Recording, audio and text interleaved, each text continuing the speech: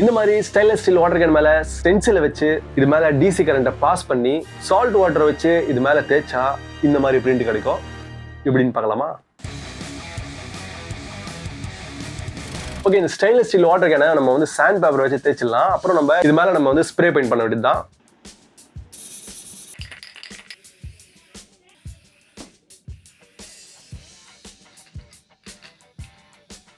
Spray paint வந்து காலியாச்சுன்னு நினைக்கிறேன். Okay, நான் கிரீன் காப்ளின் ஹெல்மெட் செய்யறதுக்காக நான் ஒரு கிரீன் கலர் பெயிண்ட் வாங்கியிருந்தேன். அந்த பெயிண்ட் வந்து நான் இந்த ப்ரஷ் வச்சு நான் அப்ளை பண்றேன். இதுவும் அதே பெயிண்ட் தான், அதாச்சும் அந்த ஸ்ப்ரே கேன்ல இருக்கிற பெயிண்ட் தான் இதுவும். இது ரெண்டுமே வந்து கார் ஆட்டோமொபைல்ஸ்க்கெல்லாம் யூஸ் பண்ணுவாங்க இல்லையா, அந்த பெயிண்ட் தான் அது. ஆக்சுவலாக நான் சொல்ல போனா ஒயிட் கலர் பெயிண்ட் தான் நான் யூஸ் பண்ணணும். அது எங்கிட்ட அவைலபிள் இல்லை. அதனால நான் என்ன பண்றேன்னா அக்ரிலிக் பெயிண்ட் இருக்கு பார்த்தீங்கன்னா, ஒயிட் கலர், இது மேலே நான் அப்ளை பண்ணிடுறேன். காரிங் பண்றதுக்கு இந்த ஆட்டோமொபைல் யூஸ் பண்ற பெயிண்ட் தான் வந்து கொஞ்சம் யூஸ்ஃபுல்லா இருக்கும். ஏன்னா வந்து அது நல்ல ஸ்டிக்கியா இருக்கும். நம்ம நார்மலாக அக்ரிலிக் பெயிண்ட்லாம் யூஸ் பண்ணணும்னு வச்சுக்கோங்களேன், அது என்ன ஆகும்னா சால்ட் வாட்டர் வச்சு இது மேலே ரப் பண்ணணும்னு வச்சுக்கோங்களேன், அந்த பெயிண்ட் வந்து உறிஞ்சு வந்துடும். அதனால இந்த ஆட்டோமொபைல் பெயிண்ட் தான் இந்த ப்ராசஸ்க்கு பர்ஃபெக்டானது. ஓகே, இந்த பெயிண்ட் ட்ரை ஆகிற கேப்ல நான் இந்த மாதிரி ஒரு 9 வோல்ட் பேட்டரியை 3 எடுத்துக்கிறேன். இது 3ஐயும் நம்ம ஒன்னா சேர்த்தா ஒரு 27 வால்ட் கிடைக்கும். ஓகே, கனெக்ட் பண்ணதுக்கு அப்புறம் 2 ஒயர் வரும். அந்த ஒயரை வந்து நான் வந்து கொசுவத்தி ஸ்டாண்ட் இருக்கு பாத்தீங்களா, ஏதாச்சும் வந்து மெட்டல் பிளேட் இருக்கு இல்லையா, அதை வச்சு நம்ம கனெக்ட் பண்ணிக்கலாம்.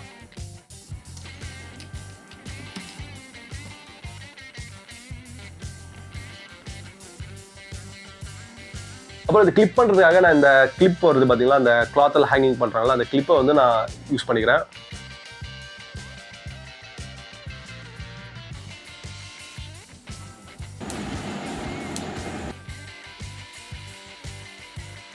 இப்போ நான் வந்து பட்டர் பேப்பர் இல்லைனா வந்து ட்ரேசிங் பேப்பர் வச்சு இந்த அவெஞ்சர்ஸ் இமேஜை வந்து நான் ட்ரேஸ் பண்ணிக்கிறேன்.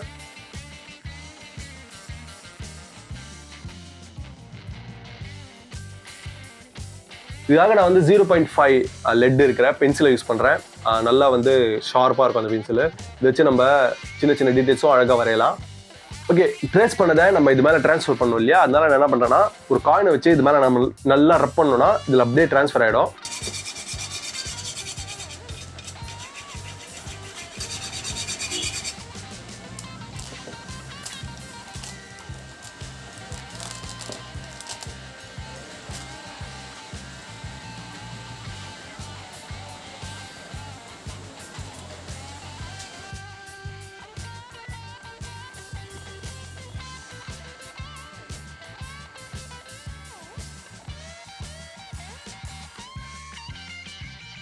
ஓகே, இப்போ நம்ம கார்விங்கை கம்ப்ளீட் பண்ணியாச்சு. இப்போ நீங்கள் பார்க்கலாம் அந்த கார்விங்கெல்லாம் பர்ஃபெக்டாக வந்திருக்கு ஓரளவுக்கு.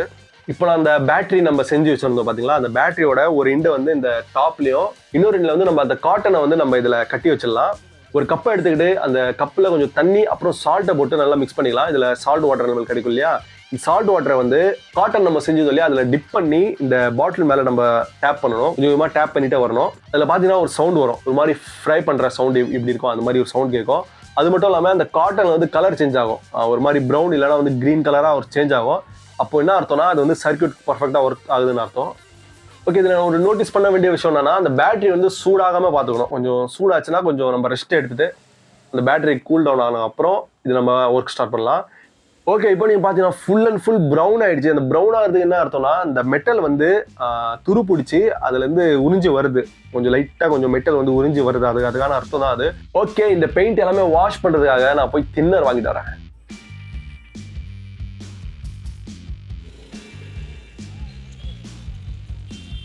ஓகே, ஒரு டூத் பிரஷ் எடுத்துட்டு இந்த தின்னரில் நல்லா டிப் பண்ணி இதில் வந்து நல்லா இந்த பெயிண்ட்டை சுரண்டி ஏற்றலாம்.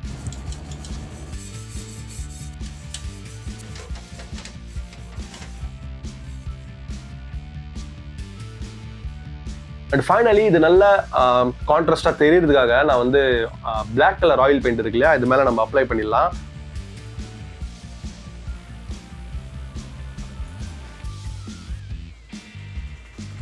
கொஞ்சம் ட்ரை ஆகிற நிலைமையில கிளாத் எடுத்து நல்லா இதை தொடச்சு விட்டுலாம்.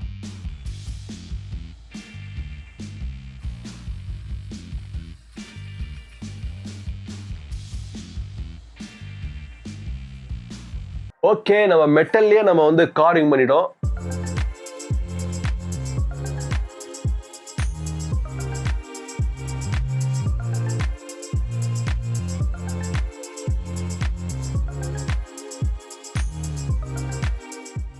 இது வந்து இந்த ஸ்டெயின்லெஸ் ஸ்டீல் பாட்டிலில் தான் பண்ணணும்னு அவசியம் இல்லை. நம்ம வந்து மெட்டல் இல்லைனா அயன் பவுலில் பண்ணலாம், இல்லைனா நைஃப்பில் பண்ணலாம், இல்லை பிளேட்டில் கூட பண்ணலாம். டிசி கரண்ட் எதுல எல்லாம் ஃப்ளோ ஆகுதோ அதெல்லாம் தாராளமாக இந்த மாதிரி நம்ம பிரிண்ட் பண்ணலாம். இதே போன்ற DIY அண்ட் ஆர்ட் ரிலேட்டட் வீடியோஸ்க்காக இந்த சேனலை சப்ஸ்கிரைப் பண்ணிக்கோங்க. மறக்காம இந்த வீடியோ வந்து லைக் போட்டுக்கோங்க. அப்போதான் இந்த மாதிரி கண்டென்ட் செய்யறதுக்கு எனக்கு மோட்டிவேட்டடாக இருக்கும். தேங்க்யூ ஃபார் வாட்சிங்.